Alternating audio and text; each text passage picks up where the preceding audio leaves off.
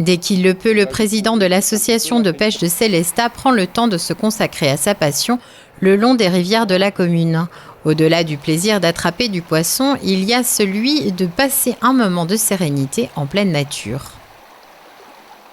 Alors en premier lieu, il y a déjà le fait d'être dehors dans la nature, près de la nature, voir un peu l'environnement. Ça permet quelquefois en partant à la pêche de voir aussi un peu de gibier, notamment dans la forêt de l'île. Il y a du sanglier, il y a du daim qui se promène. Donc c'est un peu tous les plaisirs mélangés et surtout celui de ne pas être enfermé, quoi. Par les temps qui courent, on l'a assez été.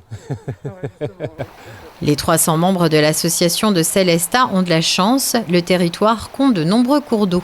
Si on considère et on prend en considération les différents affluents qui se trouvent dans la forêt, il y a grosso modo 100 km de rivière, rien que sur Sélestat. On est une des associations dans la région qui possède le plus de cours d'eau. Il y en a très peu, hein. Certains villages se contentent de un ruisseau, voire deux, qui se limitent à une vingtaine de kilomètres, et encore même pas 20 km, quoi.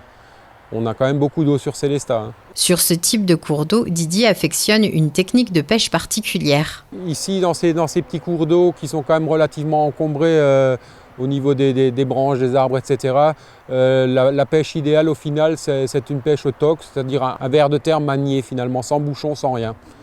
Qu'on laisse dériver dans le courant et quand il y a de la truite, en passant, elle prend ça. Le reste du temps, le président et ses équipes ont d'autres missions comme la protection du milieu aquatique. Nettoyage des eaux, des constats de pollution quand il le faut, parce que quelquefois on a aussi malheureusement ce problème-là.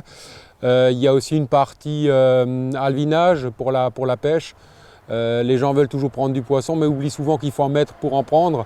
Puisque maintenant la nature n'est plus aussi généreuse qu'il y a pas mal d'années, notamment du fait des différentes pollutions.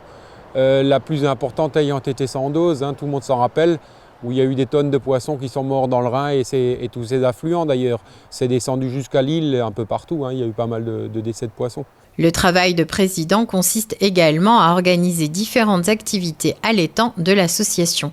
Donc organisation de différentes manifestations, des concours de pêche, quelquefois on fait aussi des activités pour ramener un petit peu des jeunes, des pêches découvertes finalement, hein, où en été on a deux, trois fois une pêche réservée à de très, très jeunes âges finalement pour leur faire découvrir un petit peu tout ça. Cette activité de loisir nécessite une carte de pêche. Il existe plusieurs formules avec notamment des prix préférentiels pour les femmes et les moins de 18 ans.